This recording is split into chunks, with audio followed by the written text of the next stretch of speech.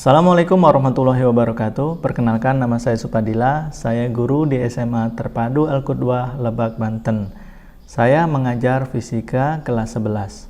Selama pembelajaran daring ini, saya menggunakan beberapa strategi agar maksimal dalam memberikan pengajaran kepada siswa. Kita tidak mungkin hanya menggunakan satu strategi saja, karena selain bisa menimbulkan kebosanan pada siswa, tapi juga harus disesuaikan dengan kemampuan siswa.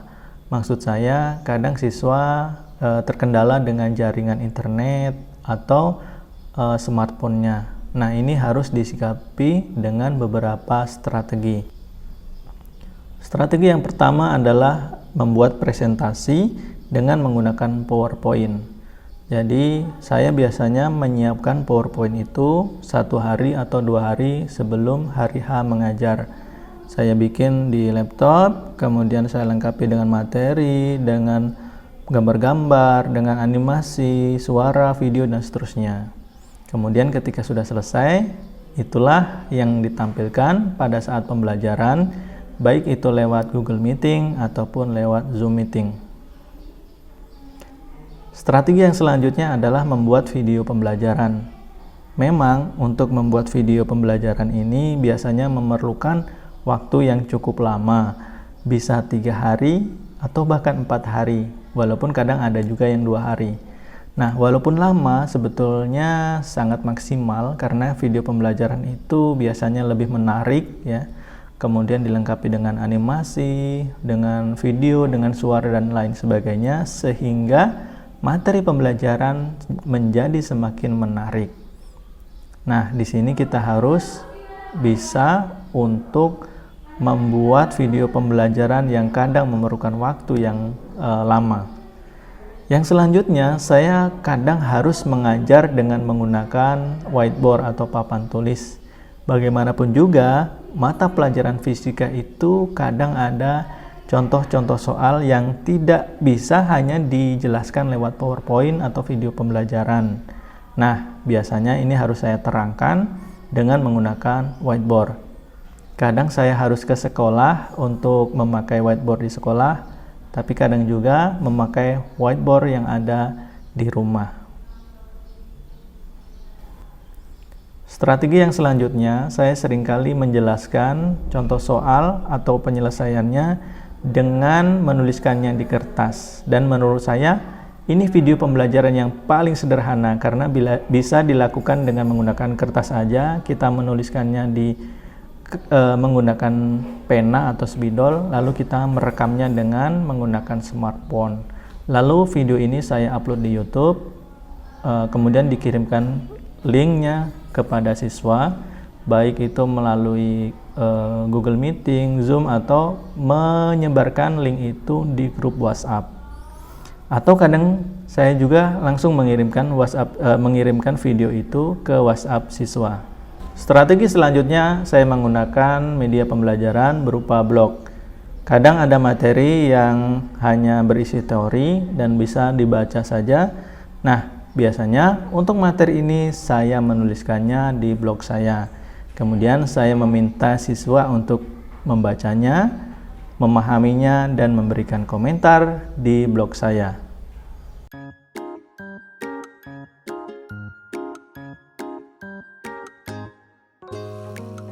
Assalamualaikum warahmatullahi wabarakatuh. Teman-teman, selamat berjumpa kembali di pelajaran fisika. Hari ini kita akan sama-sama belajar tentang gelombang mekanik. Tapi sebelum itu, marilah kita buka pertemuan kita dengan baca basmalah. Bismillahirrahmanirrahim. Dan selanjutnya, marilah kita berdoa supaya belajar kita banyak memberikan manfaat ilmu kepada kita semua. Berdoa mulai.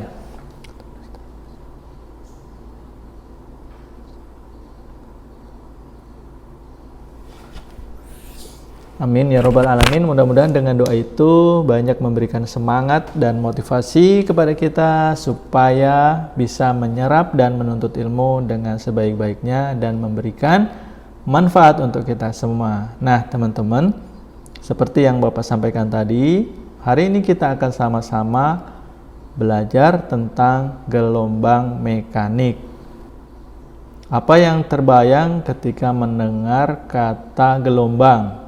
Ya, mungkin kita akan terbayang dengan laut atau pantai, tapi mungkin kita juga terbayang dengan tanaman. Mungkin kita juga kebayang dengan sinyal atau kita kebayang handphone gitu ya. Nah, kalau dalam fisika kira-kira apa sih gelombang?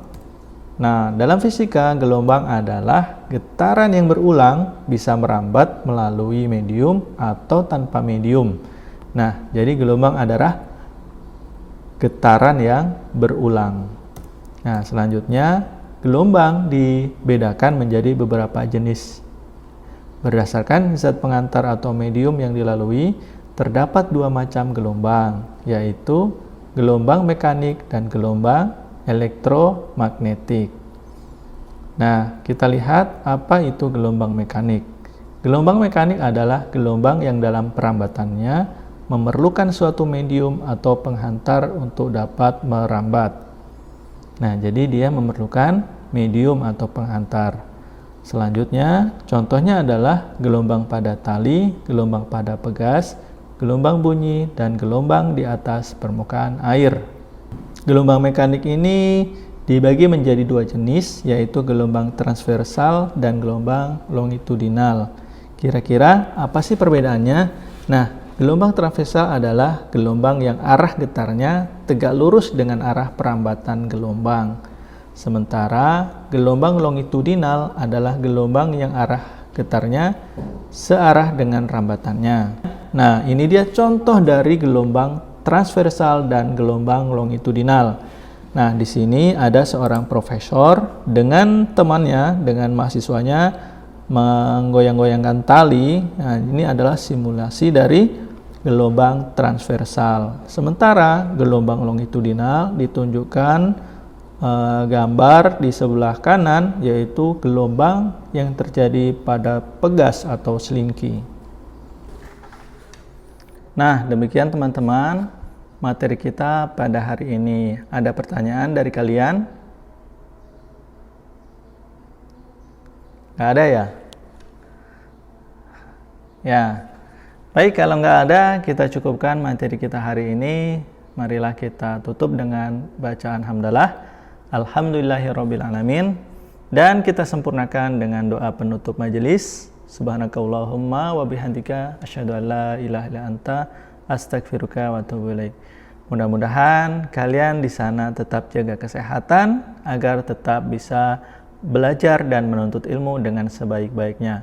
Atas pembelajaran kita hari ini, Bapak ucapkan terima kasih. Assalamualaikum warahmatullahi wabarakatuh.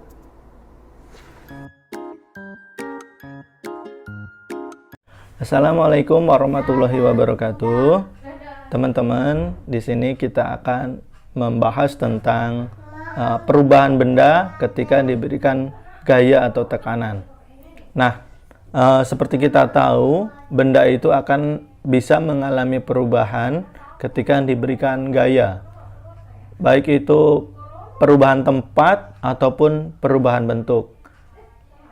Nah, misalkan ada sebuah meja, kemudian kita dorong atau kita tarik, maka dia akan mengalami perubahan posisi ya, perubahan posisi. Itu pelajaran yang sudah kita pelajari pada pertemuan sebelumnya. Nah, untuk kali ini kita akan mempelajari tentang pengaruh gaya terhadap perubahan bentuk benda. Nah, jadi benda itu bisa berubah bentuk ketika diberikan gaya atau tekanan. Nah, secara umum, benda itu bisa dibagi dalam 3 jenis benda ketika diberikan gaya.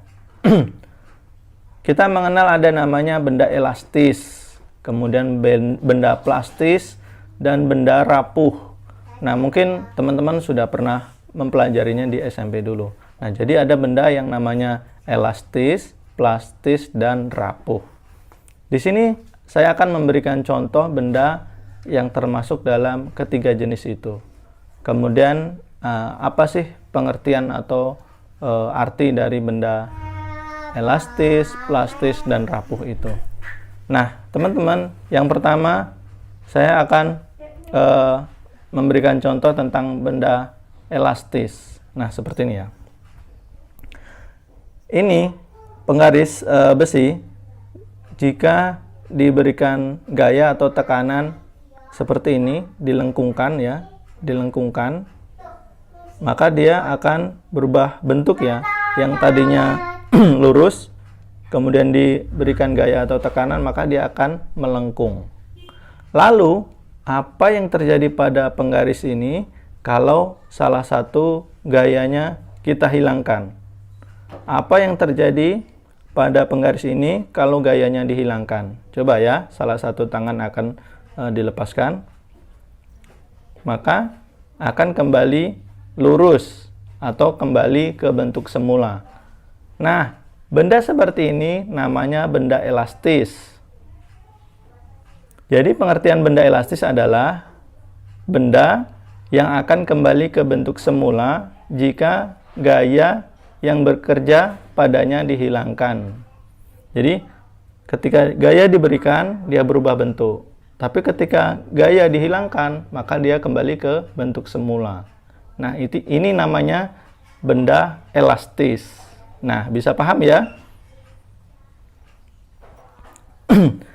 Yang kedua, saya ambil benda ini. Benda ini adalah plastik ya, plastik. Lihat bentuknya segi empat dan seperti ini bentuknya. Kemudian akan saya tarik dengan gaya sekian gitu ya. Nah, kalau diperhatikan ini akan molor ya. Nah, akan molor gitu, akan molor. Akan molor. Nah, bertambah panjang gitu ya. Kemudian apa yang terjadi pada plastik kalau salah satu gaya ini kita hilangkan? Ya, coba akan saya lepas di sebelah kanan, tangan sebelah kanan ya. Kita lepas dan apa yang terjadi?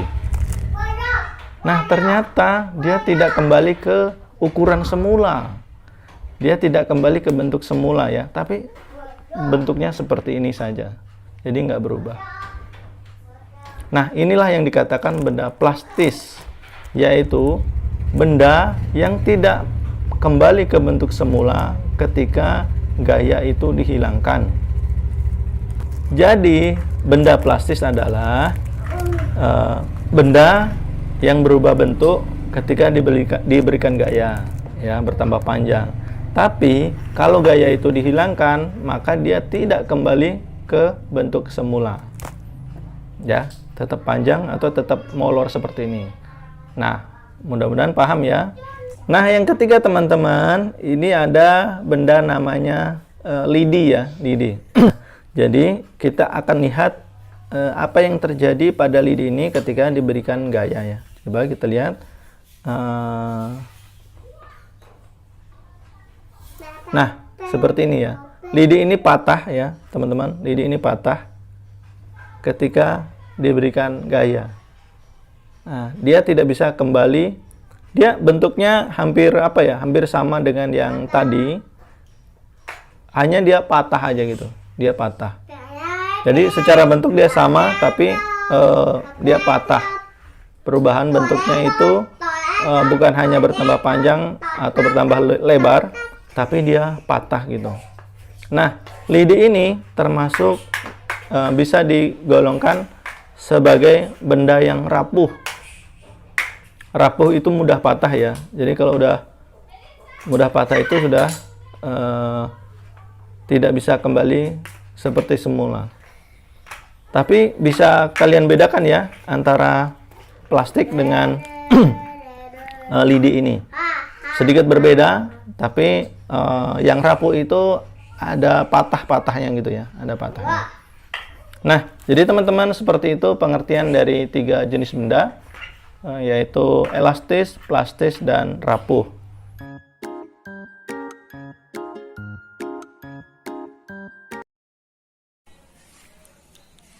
Teman-teman, sekarang kita masuk pada contoh soal. Nah, jadi soalnya seperti ini. Sebuah ikan hias berada di dalam akuarium yang diisi oleh air sehingga setinggi 50 cm. Kalaupun digambar ya, misalkan seperti ini, kita gambar. Ini permukaan airnya. tingginya 50 cm. Kemudian ikan tersebut berada 10 cm dari dasar akuarium, 10 cm dari dasar akuarium. Berarti 10 cm ini ya. Ini 10 cm. Nah, ini kemungkinan ikannya. Nah, ikannya di sini ya. Kemudian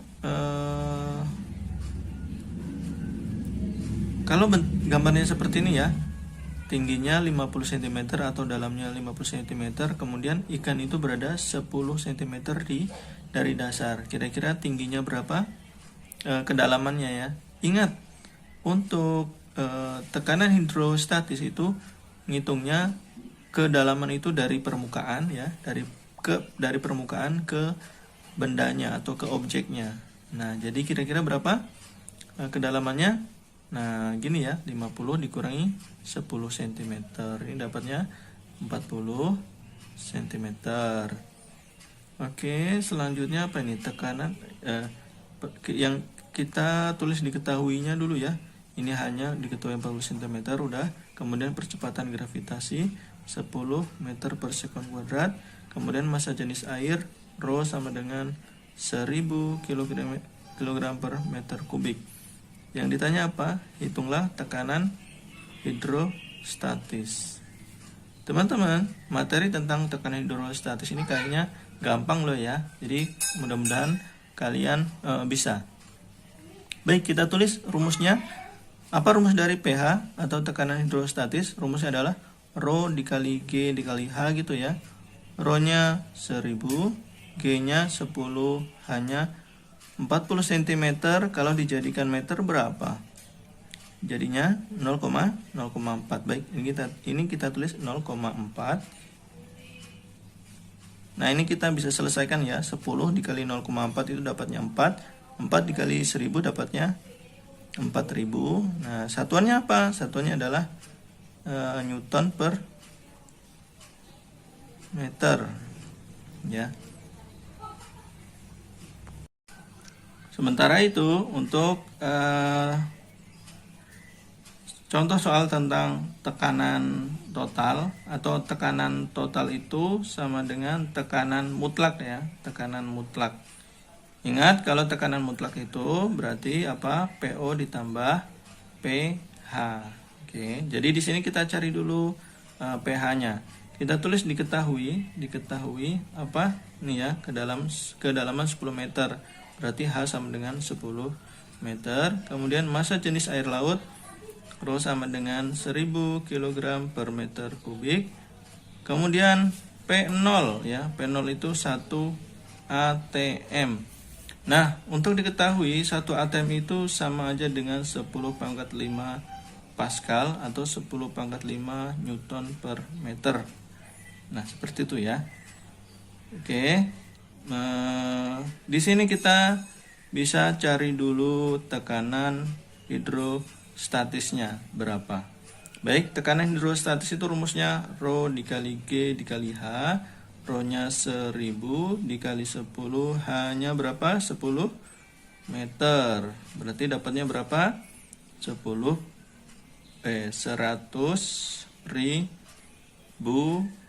Newton per meter atau 100.000